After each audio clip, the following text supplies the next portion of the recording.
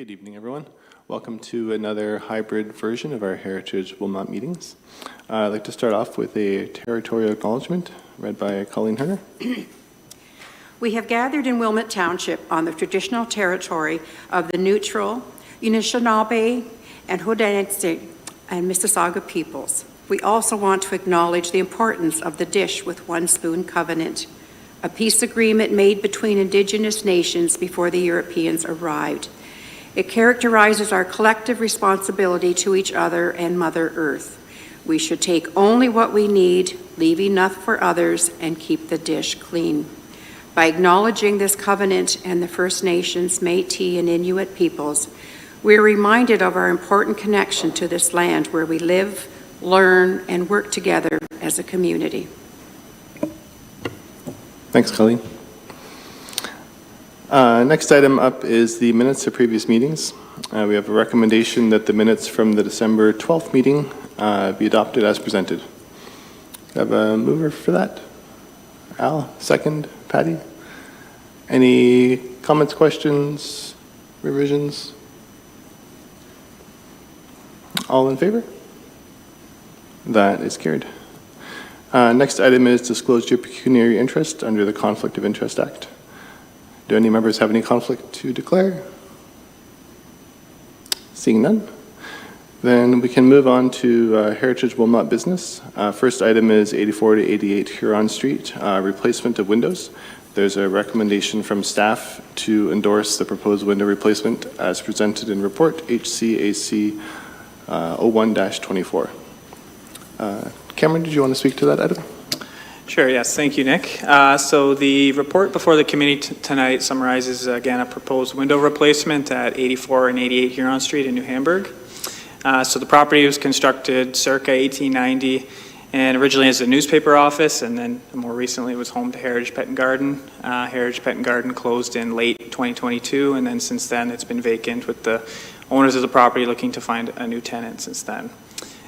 The owners again are proposing to replace some windows on the first floor at the front of the exterior of the building. The existing windows are mostly single pane, energy efficient. Some of them are cracked and broken as evidenced in the photos that were provided in the report. And I'll actually throw up a picture. Some people are visual, just as I'm speaking here. So here's, again, the subject building here would be in the middle here to the, I guess, a little bit to the left.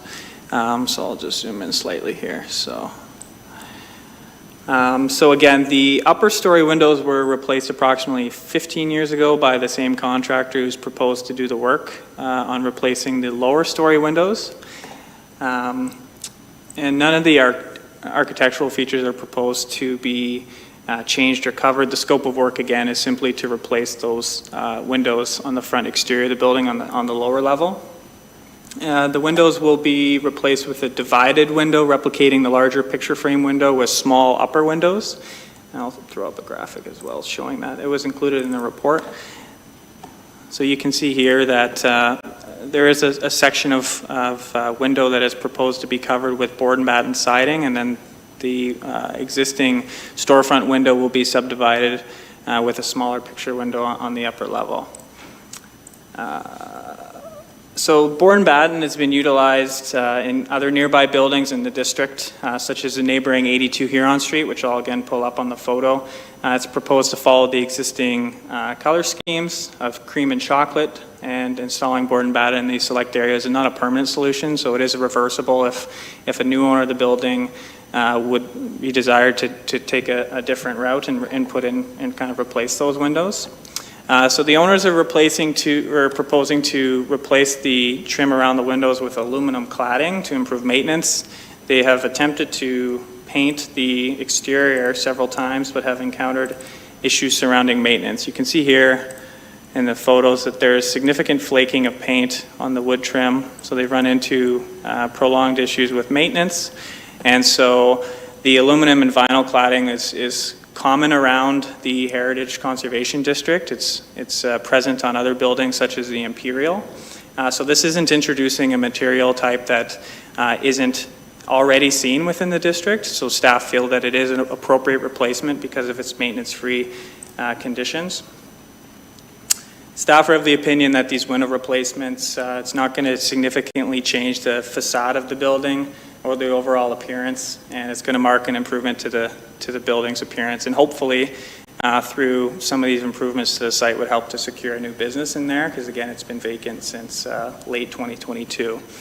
The owners are here as well if there's specific questions that weren't hopefully covered in the report relating to details, color schemes and material types were mentioned in detail in the report, but there are some pictures that I'm happy to go over as well in greater detail if the committee has any questions about that. But again, we are here tonight for endorsement of the proposal, the window replacements here, and are hoping to get committee support on that. Thanks, Cameron, for the overview and the report as well. Open up questions from the committee. Mark. Would you happen to have a picture of another building that has the board and batten at the top? Please, thank you. Yes, there are a few buildings. I'll pull up a few. So you have the neighboring building. So this was the first image that I did bring up. I'll zoom in because it's hard to see at that scale. So there is some board and batten. You can see that it's wood. So you can see that it's deteriorated significantly and hasn't been treated. This picture was taken yesterday. So that's an example of it being used surrounding windows. This is also on the surrounding building, but it's a different image. So this is a vinyl board and batten covering that old window opening. There's other examples throughout the district that I can pull up. So there's a few here, just different examples of businesses. These are on Huron Street. There's obviously some more on Peel Street, but I just wanted to keep the scope to the similar area. I'm happy to not click so fast and focus on a particular picture.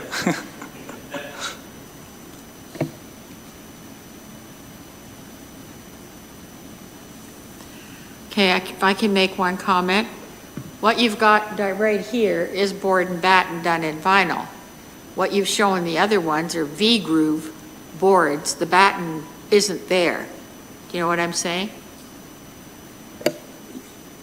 Yeah, there's different examples I'll pull up. This perhaps is a better example than Mark for Riverside Flowers, which is also on Huron Street. You mean the door? Yeah, guess to the left, yes. Yeah, that's board and batten. Yes, Yeah. so just trying to find comparable examples on Huron Street. Obviously, there's a limited stock of buildings, but there are other examples on Peel Street as well. But I wanted to focus on the existing cluster immediately surrounding this. But yes, you do make a point about this specific type of board and batten. So I just wanted to try and find other examples. Okay, thank you. Thanks, Mark. Thanks, Karen. Any other questions? Al?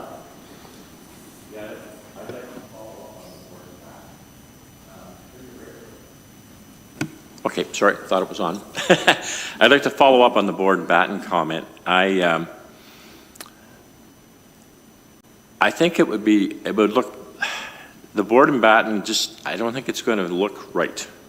I think it would be better if you just put plain wood in that opening rather than board and batten, like you have above the one window that's there now, which is plywood. Now, it wouldn't have to be plywood. You could put anything in.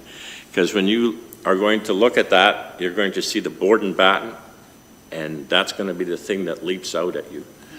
And that is, I don't think you want that. That doesn't really quite fit in with the building. And it's not that I don't like board and batten, because my house is board and batten, but I just don't think that's the appropriate place for it. If I may address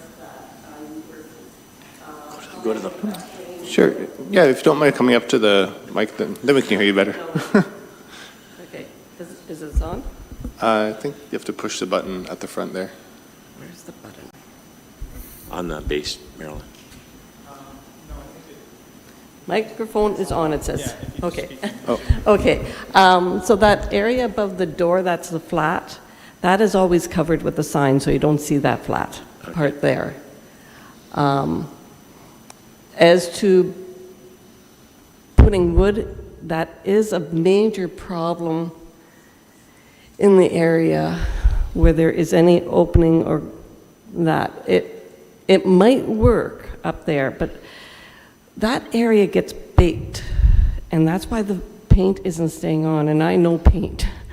So we've tried having it painted several times, and it, as you see, it just flakes off. If you really go up there close, you can see years and years of areas that aren't flaking off, but they just overpaint because they can't get it off. It's soaked into the wood.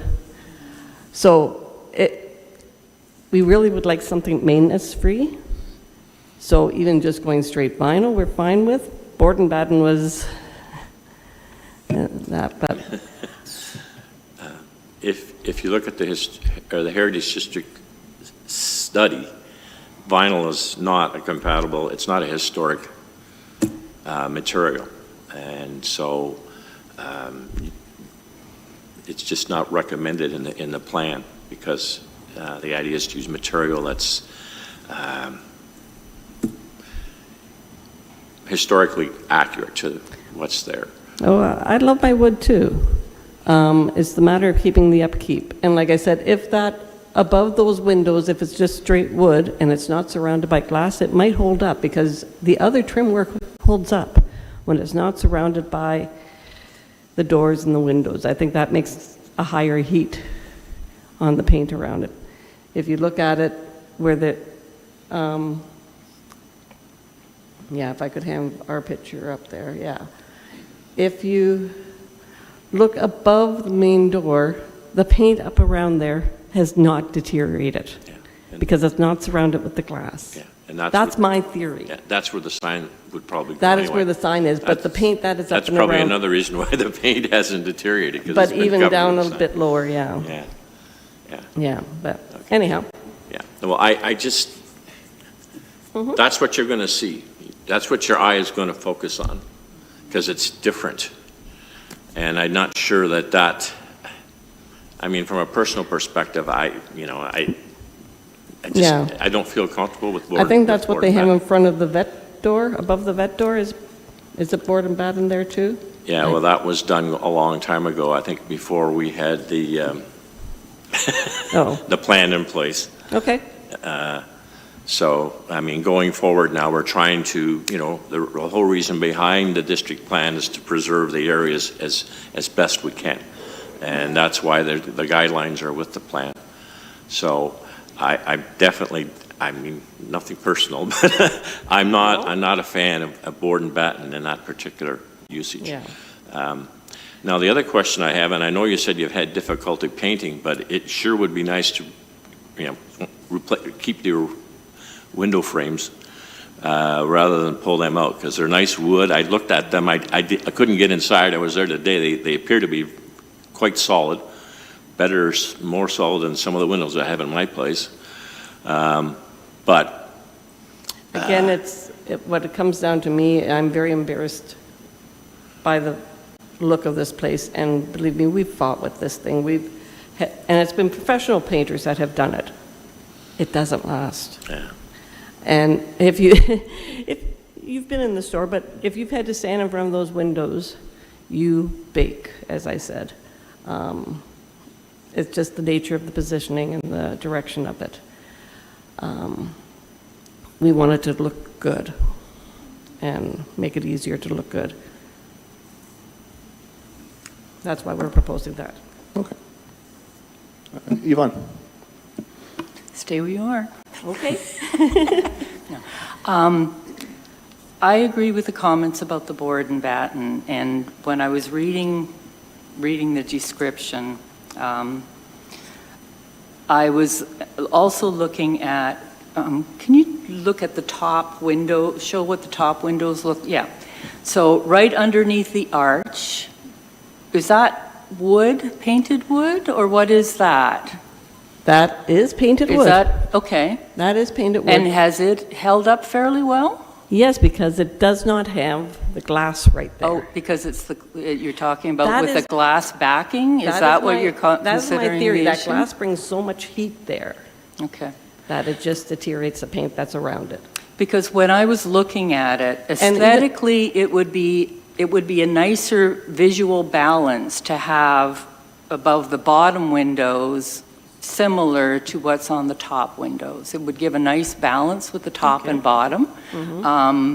And you don't want a detail like the board and batten jumping out at you. And I really think that may be the case if we're looking at that being done. And I would say, yes, our major concern is the window area. Yeah, and I saw in behind the left awning there's a really big crack in there, and I thought, And actually, it's never noticed that before. Because you don't see it because of the Yeah, awning. because of the awning, And when you're yeah. inside, you don't notice it because the awning, again, it's dark and And so and the it's other, always, yeah. So the other thing, Al's point about it would be really nice if the wood you'd be able to maintain the wood as, like the original, and that's just sort of my personal. It would almost take have to be on it, painted so, yearly. yeah. Anyway, so thank you. Thanks, Yvonne. Any other questions? Al? I don't know what type of window frame are you looking at? Would it be possible to get a profile similar to what's there now? In fact, identical to what's there now Do you have that information? on the frame? Okay.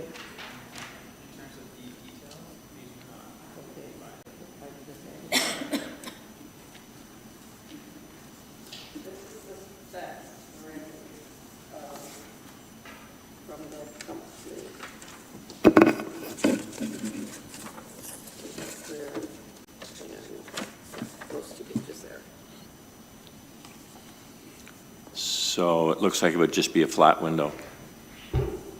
See, because the profile is it has a nice profile. That's the problem when you go to non-wood windows. You don't get the profiles No, anymore. you don't. And again, that's an important part of the look.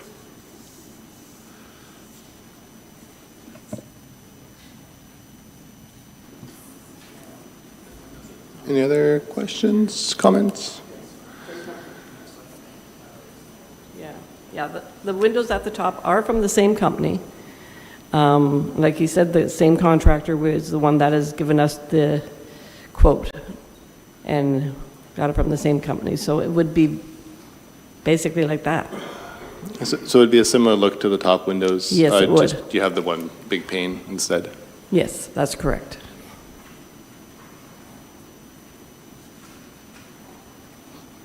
And color would be similar to the top windows too? Yes, we're keeping the coloring and that, and all the other decorative trim, which is wood and painted, is staying the same.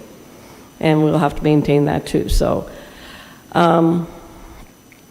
whether it's board and batten at the above there, but I really would like to have something solid there. And whether it's wooden has to be maintained, it will be maintained.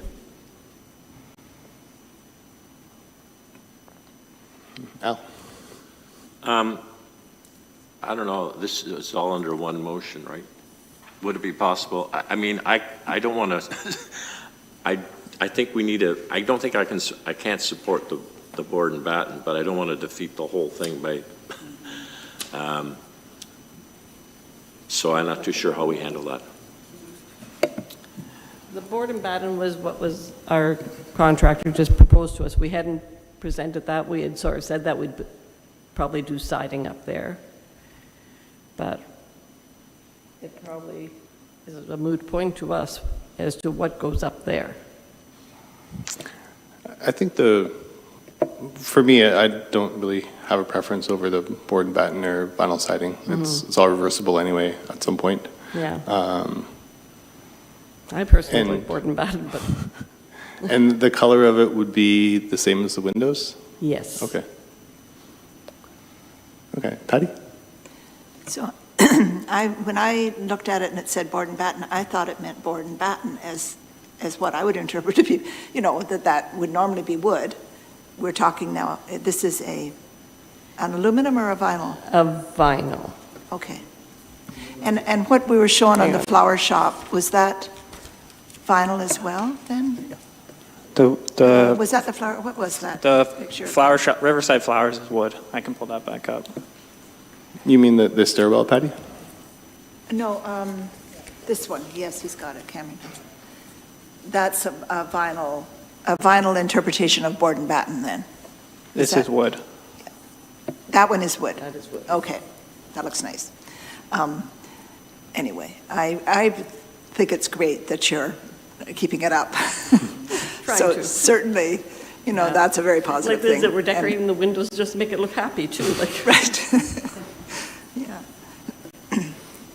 I was just, if we come to this again, when we're talking about board and batten, that's really a design thing, not a material thing, right? So maybe if we just call it board and batten made of vinyl or whatever, or what's the word? I don't know what the proper wording is, but I just assumed wood when I saw board and batten. So.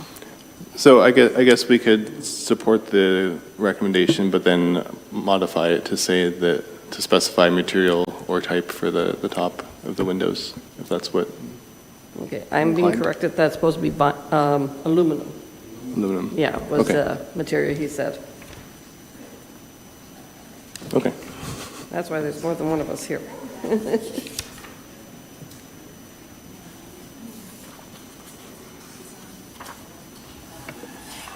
Nick, if I may, Al, if you'd like to put forward an amended motion to see certain design elements kept and others disregarded, if it's defeated, then it would go back to the original motion, which is simply to accept it as the applicants have proposed.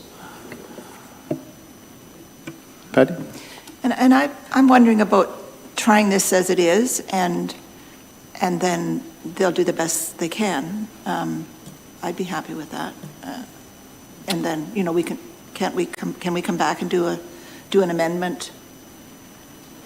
Do you mean? Because I think that they will do the best they can with the material. And we're talking, if I understand it right now, we're talking aluminum rather than vinyl.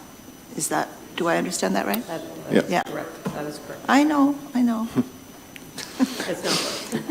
It's not our original. So Patty, are you proposing a I would modified move- motion or the motion as recommended? I would move the motion as recommended, Mhm. and we'll see how that goes, and then, Okay. okay, I would move that, and we'll see. Okay.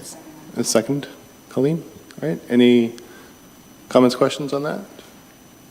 So mover and seconder for the motion, a recommendation per the staff report. All in favor? 1, 2, 3, 4, 5. 1, 2, 3, 5.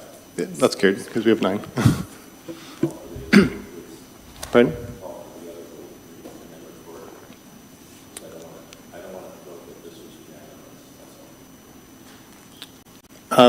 We adopted the recommendation. You didn't call for opposed vote. Okay, then opposed? Right.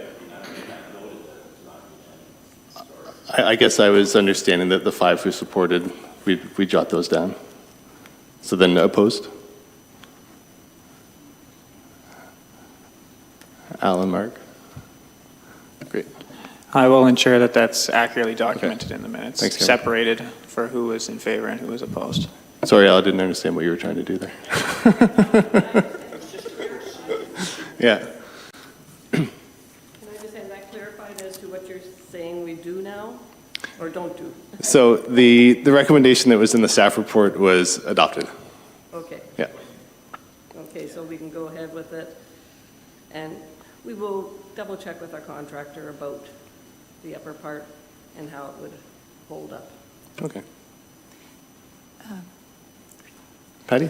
And I think that I think the feeling in general, because you're right, I missed that, is that if it were flat rather than a board and batten profile, I think, That would be more. yeah, I think the agreement all around is that would maybe be better, but, that's left up to you, I think, the way it was passed, yeah.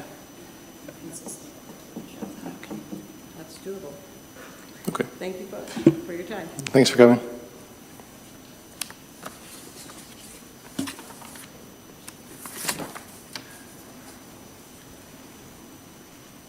Okay, moving on to 5.2, which is update on Heritage Day from the subcommittee and staff. I can start for the subcommittee. We've had lots of interest in Heritage Day, and we have a good roster of groups coming to the event, and I think we're up to 18 or 20 groups represented. And things are coordinated for setup. The Women's Institute is happy to bring snacks and food for everybody. Any other updates from committee or staff? Al? I'm going to reiterate what you said. We've got a lot of publicity, good articles on beforehand, because oftentimes it gets coverage the day of, but that really, so it's been in the Air News 2 weeks in a row now. It was in the Gazette. I'm hoping, Rich Mills told me he was going to have a little mention in his article, but it's going to be in Saturday's Record. So if anyone sees that, but I'm looking forward to the day. The people that I've spoken to are quite interested, and those are people that often come. It'll be interesting. I'm just curious to see. This is the first time that we've done it on the Saturday of the Family Day weekend. So that might be a more positive thing, and it may not. We'll see. But anyway, things are looking pretty good.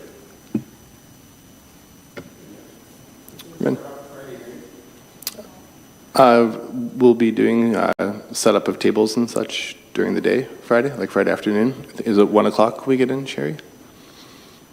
So if anyone wants to come help from the committee on that, that'd be great. 1 o'clock. I actually can get the key a little bit earlier, so we can do 1 o'clock.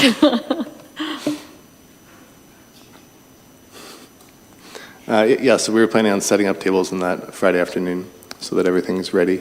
And then, Sherry, I think you were telling exhibitors they can come to set up Friday as well as Saturday morning? Yes, between that time, or to set up at 8:30 Right. as well. Okay. Yeah, because in past years, maybe there was more people or whatever, we offered the Friday night setup, but, if you guys got it figured out that way, that's great. Yeah, you're right. We did have the Friday night sometimes. Yeah. The reason we're not doing that is there's no security. We can't guarantee security. So therefore, we're not going to have people set up, and then if something happens. Yep. I forgot that point. Snow Thursday to Friday, but hopefully it's good by Saturday.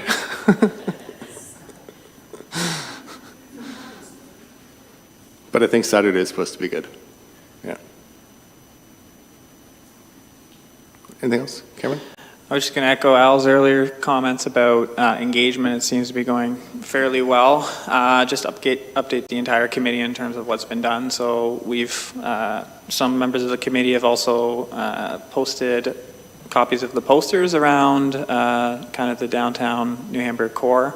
I've personally put some posters up in New Dundee. They've been posted at the post offices and as well as the libraries, so hopefully some people have seen some copies. It's been blasted on our social media. It's been on our digital signboards. Our social media posts are getting a fair bit of engagement, so certainly we're happy with the level of engagement that we've gotten so far, and hopefully that turns out into kind of a good event. So anyways, in terms of just a broad update there. Thanks, Cameron. Oh, another exciting news, MP Tim Lewis is going to come by as well. So that's exciting. Anything else? All right. We can move on then to 5.3, which is anniversary of the New Hamburg Arboretum. And Yvonne, I think you have a bit of info you'd like to share with the group. I do, actually. Thanks. And I'm going to have a display at the Heritage Day event, so everybody can come and take a look. So I'm really grateful to be able to speak about the Arboretum because I think the Arboretum is a well-kept heritage gem. And I went into the terms of reference. I'm going to make it really official here. So according to our terms of reference, one of our mandates is to identify and record the community's significant heritage features, including built heritage resources, cultural heritage landscapes, heritage conservation districts, and archaeological resources. And another mandate is to interpret this heritage to include appreciation and understanding of these community assets. And the parks in our community are community assets for sure. And there are very few of them that have such a really interesting history. And I am sure that 99% of the population have no idea about the history of the Arboretum, because it didn't start out as a park or Arboretum at all. It started out, let's see, well, first it was the Ritz family farm, and then after that, it became a test plot for the Waterloo County Soil and Crop Association, with assistance from the County of Waterloo, who are the owners of the land, the Department of Agriculture, and the Department of Lands and Forests, and the Ontario Agricultural College. And what they were doing on the site, I have a photo, they were doing runoff tests. They were doing different types of plowing and then testing the runoff to see which plowing methods were the most effective and had the least water runoff. And so this was actually quite an involved project. And one of the people who was really involved was Will Schneller, and I know Al has done a lot of research into Will Schneller, who, this is where Schneller Drive came from.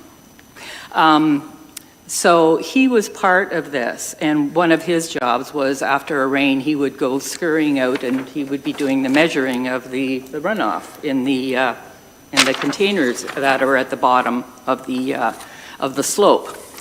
So then, in 1956 is when the actual planning of the Arboretum began. So what happened is the testing had run its course. The Ontario Agricultural College, which is University of Guelph, most of their work was then moved to, on site in Guelph. And so the property was retired as a test plot. And so Mr. Schneller and another individual were trying to come up with a future use. And so they're the ones who decided that an arboretum would be a really good idea. So this is how the Arboretum actually came to be, and it was under the jurisdiction of Waterloo County. So this is long before 73 when the region came into being. So I've been collecting historical documents because I have been in contact with Will Schneller's son, Brad, who lives in Mississauga. And as soon as he found out there was someone who was interested, I have more information than anybody could imagine about the history of the Arboretum. And it's fascinating. It's really, it really speaks to sort of the agricultural background of the area, and then how it became the Arboretum over time. And then in May of 1994, it was passed on from what then became the region to Wilmot Township.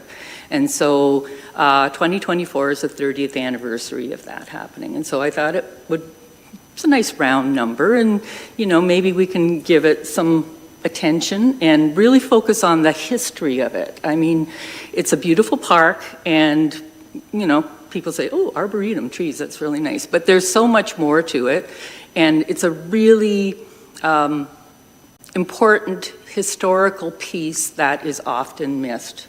And I really think that it would be nice to give it some attention, especially this year. like I said, it's a nice round number, so. And I would like to, other than, me doing my little thing at the Heritage Day, I'm wondering if anyone on the committee has maybe suggestions on how else we might be able to bring some attention to this, like, historical piece of our township. Very cool. Thanks, Yvonne. Ren? Yvonne, I think the place is a wonderful place, and it's the only arboretum in the region, isn't it? Like, there's not many in Ontario to start with. Well, there are some, but in the region, it is the only one, yeah. Now, my understanding is that they tried to, there's all kinds of different trees in there. I don't know if you've ever noted how many different types of trees there are. Can we ever put labels up? I know for Heritage, the Horticultural Society garden tour years ago, my mom did that at her place. She had a whole bunch of different trees and she put labels up. Is that possible to have up, or will they be vandalized? And what about getting in touch with the schools and doing field trips with the schools to, as part of their science project or whatever, to visit and be instructed about it? I like the idea of the field trips. That would be kind of a neat idea. And it's close to Forest Glen, too. Yeah, and the so thing is, that would be most kind of the kids around here do not know what it is. As far as the signage goes, that's really sort of an issue where it's up to the parks, really. And it's going to be vandalized. Yeah, well, yeah, I know. Right? We're not going to pretend otherwise. And there are pros and cons because, there is a plan of what the original layout was. And originally there were 5 trees of each species that was planted. However, what makes it really interesting too is sort of like what was used to actually create the arboretum and what they pesticides were all the rage at the time, right? So they really blasted everything to Kingdom Come at the time. But I think that would be good. One of the things that I had thought was maybe in the month of May, maybe do some sort of like a spotlight maybe on the website or something. I don't know if that's a possibility. Because I have a lot of information that can be shared. And I also have, I did an article a couple of years ago, which is really just the history of it. And, I'm willing to share that as well.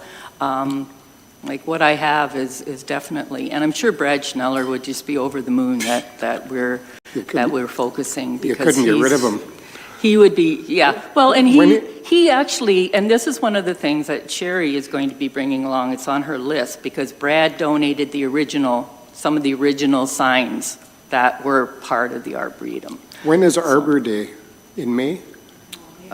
April? Yeah, I don't know. I wonder if maybe it'd be something to put on like social media, and maybe there is something to link to the township's website, kind of around May for the anniversary.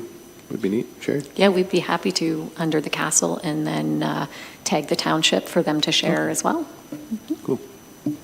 I think it would be real good to get into the schools because, it could be part of that curriculum, whether this year or next year or whatever, to introduce the world to the Arboretum. Mm-hmm. Yeah. Andrew? Yeah, I was just going to mention that we're happy to put material on the Heritage Wilmot site and actually help broaden the scope of heritage, which would be great. We had talked to Vaughn just about whether you would want to kind of have that material looked at by maybe a group from this committee, just to go through your research and determine what should be on the website pictures. I don't know if that's the approach from a staff perspective, if anything were provided, if it's vetted through that group. The text, some images, like formatting and uploading to the website, we would take care of. But I think we'd certainly be happy to add that to the site. Just whatever comfort level there is from this committee in terms of that material and the accuracy and whatever else needs to be vetted through this group. Once that's been completed, providing just a Word document without whatever text is there, along with pictures, and then we can certainly introduce, similar to our discussion about bridges, right? We can highlight bridges in Wilmot, we can highlight the Arboretum, and it'll help broaden the scope of what we currently have on the Heritage website, which could be good. So I'll leave that in terms of how the committee wants to approach that, however that information is vetted, whether we, similar to the bridges, whether you want to establish a small group to work together to identify what material needs to be on the website. However the committee wants to approach that, and we can certainly publish that once we receive it.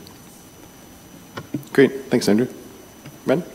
Yvonne, what signage is at the Arboretum now to identify what it is that people are looking at, when it was established, and what the type of trees and that? Is it something to think about, that maybe we can make a sign like we have for some of the bridges and that to educate people when they come to that place? Well, there is a large sign when you enter, and there's also a large sign that has a copy of what to me looks like the original plan. But what's there now is not at all like the original plan. And, I can't speak to what, if there's any plans in the future to change the plantings or keep it as a park, because it hasn't. See, when it was part of the region in the county before that, there was actually a committee, including the chairman of Waterloo Region and Will Schneller. Things folded, I think, about a year after Wilf's death, and then it was re-established. But there was always an annual budget. There were, regular meetings and, plans for what to do. So this actually got a lot of attention over the years. And, there we go. And you can sort of see in behind where you've got the large Arboretum sign on the left, you've got the parking, and then the square that's right in the middle is actually the sign with the plan. It would be really nice if, and I know I'm involved with Let's Tree Wilmot, that, maybe getting some more trees or it needs, what it needs is an evaluation probably, but that's really beyond what we're talking about here.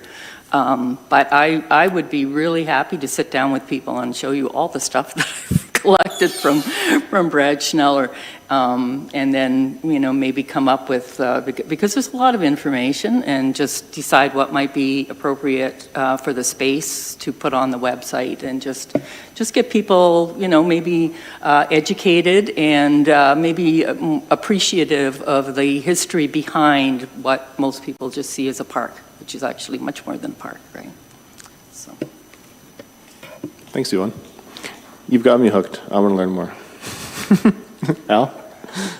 I was just going to say that Shirley Cole, who used to teach at Forest Glen, her and her class sort of adopted the Arboretum, and they were there all the time, and there was quite a connection with Forest Glen at that point. Now Shirley's still around, so that would be a person to talk to. And I can give you a little personal history. Back when I was on council in the 1990s, I was on that committee. And at that point, it hadn't been completely turned over to Wilmot. That happened around that time, if I remember correctly. But the committee had still representatives from the city of Kitchener, because Kitchener has a forestry division, and they use that expertise to help look after the Arboretum. And then when that folded, that connection was lost. And it looks okay now, but for a while the Arboretum did not look good. And there were signs, and they planted the trees in groups of 5. So there was a clump of trees with a sign, and there was 5 trees planted around that. And they were, when I remember going there as a youngster, they were much smaller than they are now, obviously. And a lot of them have disappeared. And also they were interested in planting trees, not just that were native to Wilmot Township. So there was some really interesting trees that you would not normally see in there. That was sort of the mandate they had. So yeah, it's, I think there's a lot of potential there. Thanks, Al. Ren? So the sign there says the Township of Wilmot. Does the township own that property now, and do they maintain it? Okay. Patty? So I was at a Wilmot Heart meeting last night, and Yvonne was there. I had never before heard that they did test plots there. Like, that was brand new information. It's really, really interesting to me, and I'd like to, like, when you're getting some information out, I'd really like to put that out there, because that's tremendously interesting, really. Like, it's interesting to me. My dad was a year 44 OAC grad, and then had his entire career with the Ontario Department of Agriculture and Food and so on, ministry later. Anyway, this was just part of what they did, you know, and it's important to a whole lot of people here, and a lot of so much information came out of that. I had no idea that, I mean, that's just that I didn't know, but it's really, really interesting, and it can be made interesting to people, I think. So it'd be nice to put, if we're putting something together or somehow or other, or what goes on the website or whatever, it'd be nice to bring that in, because it's just great. I agree. Al? I was just popped into my head, and we can't rename the Arboretum or anything at this point, but Will Sneller was extremely progressive farmer. He's in the Ontario Agricultural Hall of Fame. I wrote an article on him for the farm edition of the, what was then the Wilmot Post, which is now the Wilmot Tavistock Gazette. And I touched on that, but all the other things that he did, soil conservation was really huge with this man. And they had all kinds of special events at their farm, which is where Sneller Drive is now. And he's not, other than the fact that Sneller Drive is named after him, there's no recognition of anything that he's really done. And the Arboretum was one of his projects. So that's something to bear in mind as well. That might be, and I'm sure Brad would be more, like as you said, over the moon if because I know he was very supportive when I wrote my article several years ago, and provided me material and commented, you know, back afterwards, because he has a very keen interest in history as well. He's donated a lot of stuff to the township, as Sherry will tell you. Thanks, Al. Anyone else? So, I guess, staff, should we have a formal subcommittee, or, yeah? Okay. I'd like to be a part of the subcommittee. Patty, Yvonne? This sounds like a subcommittee. So, I guess then a motion to adopt a subcommittee for, say, publicizing the Arboretum history, and it would be Patty, Yvonne, and myself. Motion, Ren? Are we going to? And Ren. And So motion to adopt that. Colleen, second, Yvonne. All in favor? All right, we have a subcommittee. Andrew. So just wondering if we should kind of set some timeframes if the goal is to get this out there. I don't know, just as part of that, we're kind of tracking some of the motions and action items from this committee, just to show, you know, when it is, and kind of set some timeframes so we can continue to follow up through subsequent meetings. So I don't know if you want to speak as a group and then come up with a timeframe, or if you want to provide as a committee right now to say, you know, the goal is to kind of work through this material by this date or something, just so we don't lose track of that going forward. Just a thought. Yeah, maybe we can come up with a timeline, but if we want something up in May, I think that would be good for the anniversary of it. So then it probably needs to be all done, I'm guessing, a month before that. So it doesn't take long to publish on the website, so I'm not concerned about that. It's just so that there's time to come back as this group and say, this is the research material, this is what we feel is important for the website, and then the kind of committee can endorse that as a whole, and then it can be published type thing. Yeah. Okay. Yvonne? I can easily share access to the documents to people, and then, we can just look at what I have and, just narrow it down right then, and I'm sure we can come back, report, next meeting even, to just what we've come up with, because, there are some things that, like some of the photographs and documents, for example, like, there's no question which ones that I would sort of rise to the top, right?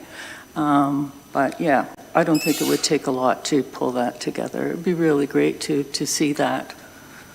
Yeah, thank you so much, everyone. And thanks for your interest, my little pet project there. Well, thanks for sharing, everyone.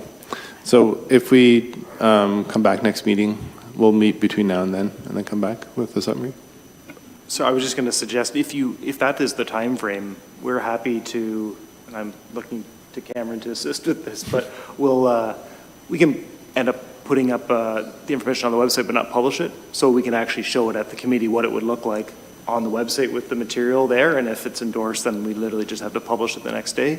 So as long as we have a little bit of lead time to put the material on the website, that might make that more useful for the committee to say, this is what we've come up with, this is, so if you can provide that to staff, what you feel is important, in the material, pictures, that sort of thing, we can put it into a page and format it and have it available for the committee to look at before it's actually, it can be stored in the background before it's actually live for public access, so we can display that at the meeting then. So we would, just give us a week lead time just so we can prioritize that. So if the meeting was in March, just to work backwards from that.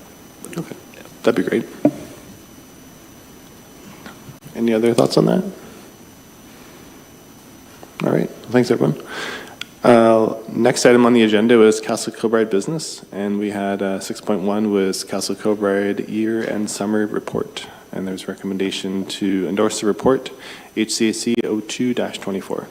Sherry, did you want to speak to Sure. that one? I hope that you've all had a moment to read it over. We had a really successful year, considering we had a lot of challenges and changes that we had to overcome. We created an exhibit in less than a month, and it was incredibly successful, and we were actually kind of sad to take it down and hand our things back over to Al and everyone else that had loaned us pieces, although I'm not going to miss going down there because it was all about food, and so it always made me hungry. We also had a special event that went along with it throughout the year called Whist Up Weekends, and we gave out food samples anywhere from cheese to honey, and really promoted what is grown and produced in Wilmot. We also did a photograph exhibit up in the Belvedere, which was called Say Cheese, and it was about all of the photographs that we have from Oak Grove cheese, Baden cheese, and the creamery in New Dundee as well.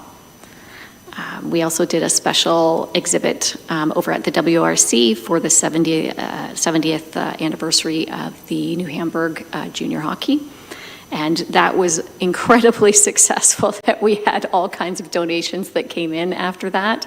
So when you see there was 270 items donated, I would say 150 is hockey related.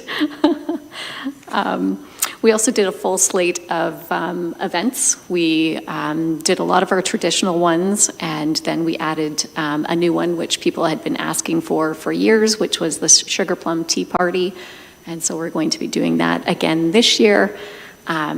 We just had a meeting last week looking at what we're going to do this year. So thank you, Colleen, for helping us out with that and your expertise.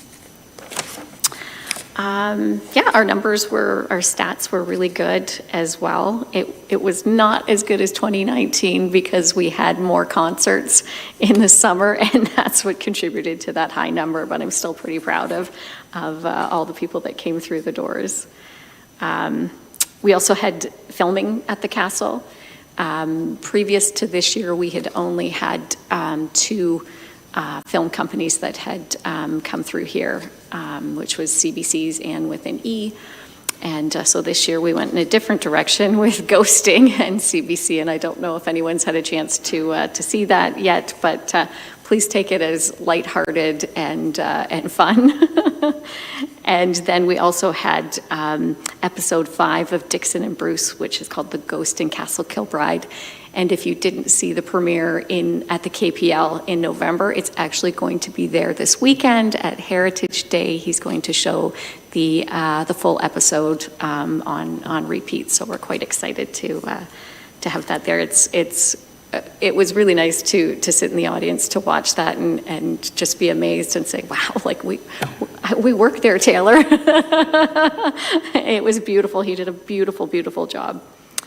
Yep, so the donations that we had come through the door, I think our most significant was the original Livingston grandfather clock, which dates to about the 1920s, 1930s, even though it's caused me a whole lot of grief. And the nice thing is that it keeps us on time because it chimes every 15 minutes and then at the top of the hour. We also had a large donation from the Baden Masonic Lodge, and the lodge is going to be celebrating their 150th this year, so we're going to have a small exhibit featuring them as well. And yeah, for staffing, it was just the two of us, just Taylor and myself. We had 3 part-time museum attendants, and then 2 summer students under Canada Summer Jobs and Young Canada Works. And we've applied for 2 positions again this year. And then this committee was formed all together, which it's so nice to have the heritage expertise helping out the castle team. And yeah, and then also the side porches and the front porch repairs were major undertaking. And I mean, when you're out there now, you never know what shape it was in last year at this time, but they did a beautiful, beautiful job. And yeah, hopefully it'll look that way for the next 30 years. This year actually does mark the 30th anniversary of Castle Kilbride as a museum. So we'll probably be doing some open houses and special events in September to mark that. Are there any questions about the report? Right? Yeah, what do you mean by, in the catalog, continue to catalog new and outstanding artifacts and then enter them into the Past Perfect database and took photos? What do you mean by that? Ooh, we have this wonderful database that I absolutely love. It's called Past Perfect. And someday when we have time, I'll maybe walk the committee through it. So every piece that comes into us is numbered, and the number goes right on to the artifact, so that if there was a piece that one day was all by itself, we could look at the bottom, see the number, go to Past Perfect, and it will give us all the information of who donated it, when it dates to, the condition that it's in, and where the location is to where it's always stored. So because we did the rolled mobile storage in 2022, we're still catching up, but I would say 85% is completed. So that's not available to the public, it's just something...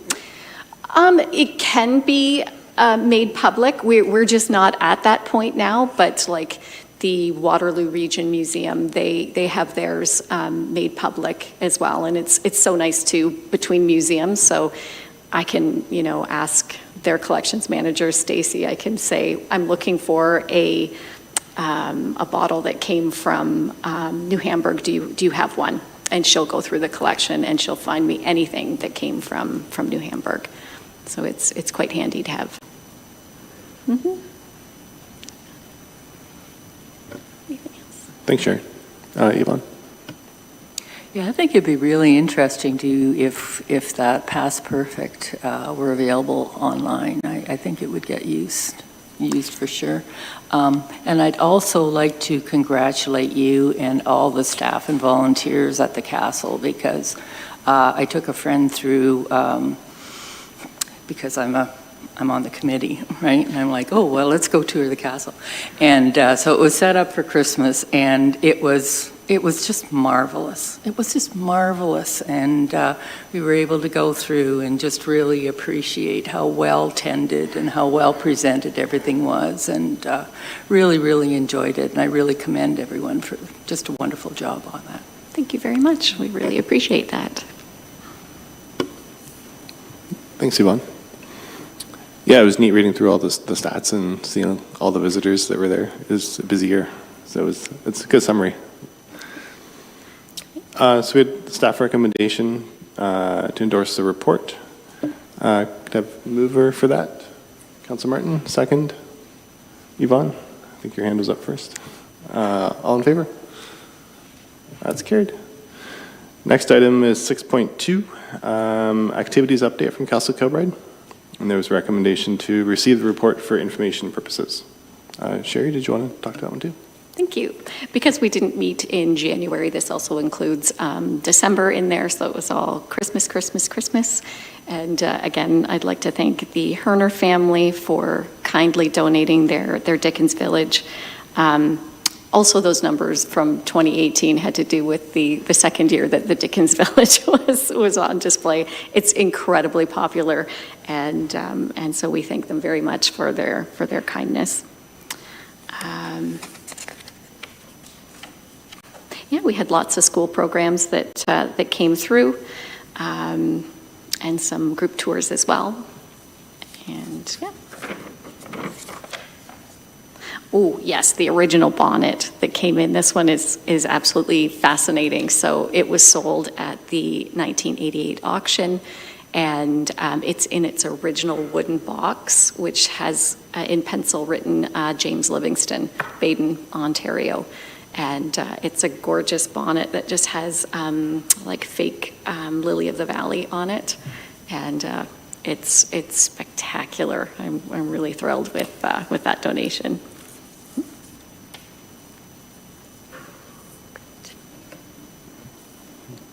Very cool.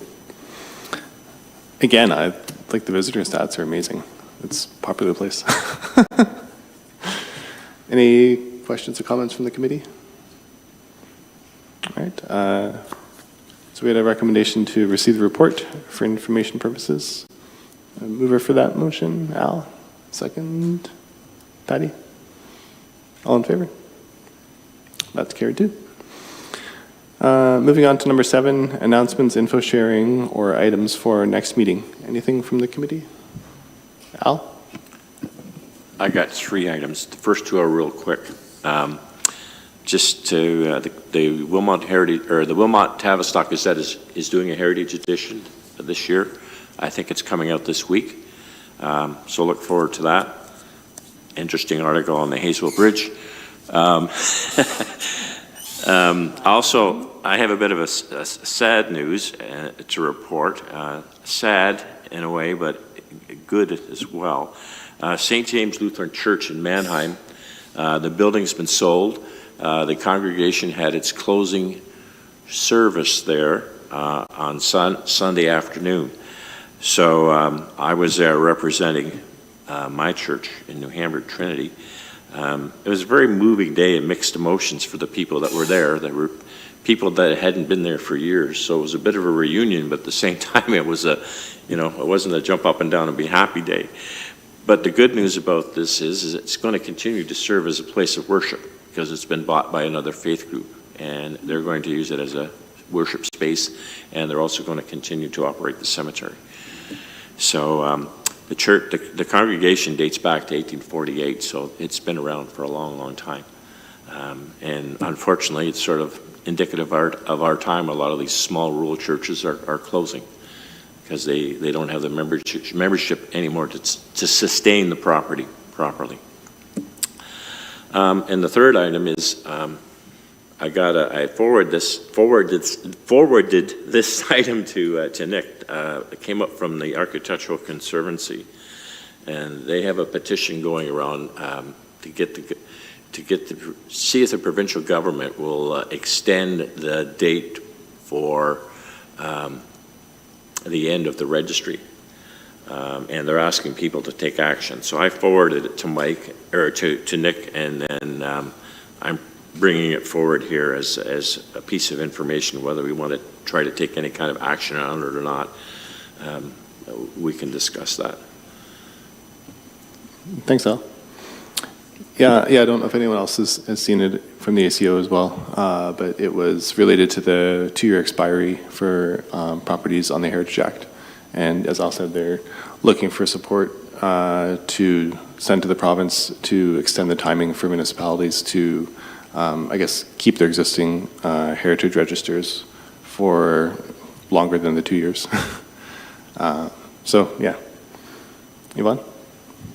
I don't remember whether there was a timeline given for sending that, and I know I'm part of the ACO as Mark and Patty. Do you remember if there was a timeline? Is that something that we need to, I mean, can that wait until the next meeting, or is that something we should be doing now, talking about? Andrew can address the procedurals, but Yeah. the email says urgent action needed in very bold letters, so I think it's sooner rather than later kind of thing. Yeah, and I think they'd given a template for if there was a motion for a committee or a motion for council to consider too. So, Andrew? Yeah, so I think at this point, if the committee's interested, perhaps, I mean, we have a member of council on the committee. Ultimately, that could be brought as a notice of motion to council if a councillor was willing to do that or was interested in doing that. As far as a formal motion from this committee, because it wasn't included as an agenda item, there can't really be a motion out of this. It could be brought forward to a subsequent meeting, but that certainly doesn't preclude you, Nick, from contacting a councillor to say, to bring it to their attention, or in this case, Councillor Martin's in attendance if that's of interest to him. Councillors can certainly bring forward notice of motion. The appropriate, communication would be from council, obviously, but this committee could encourage that if they wished through a subsequent meeting, but it could potentially be addressed before that if a member of council wanted to bring that forward. So that would be the procedural aspect of it. Okay, thanks, Andrew. So we could bring it to the future meeting, or it could be a notice go to a council meeting, like an upcoming council meeting from Councilor Martin. So just to say, I'm happy to take a motion forward if there seems to be interest in the group. Or you can wait till another heritage meeting. If you want to do it sooner, I'll take a motion forward. Okay, thanks, Councilor Martin. Yvonne? I encourage it to move forward as quickly as possible. I don't think this is anything that we should be waiting. I mean, the information that's been shared by Diane Chin, it came from the chair. It's very well presented, very well, the arguments are sound, and I really think it's important that it be brought forward and we don't wait. Okay, thanks, Yvonne. Councilor Martin, I'd be happy to help you out on wording for a motion. I know the ACO has wording too, but we can tailor it a bit to our committee. Anyone else? All right.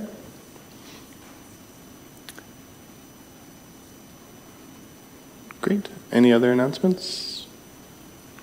Okay, next meeting, March 12th, 7 o'clock. Motion to adjourn? Al, we are adjourned. Thanks, everyone.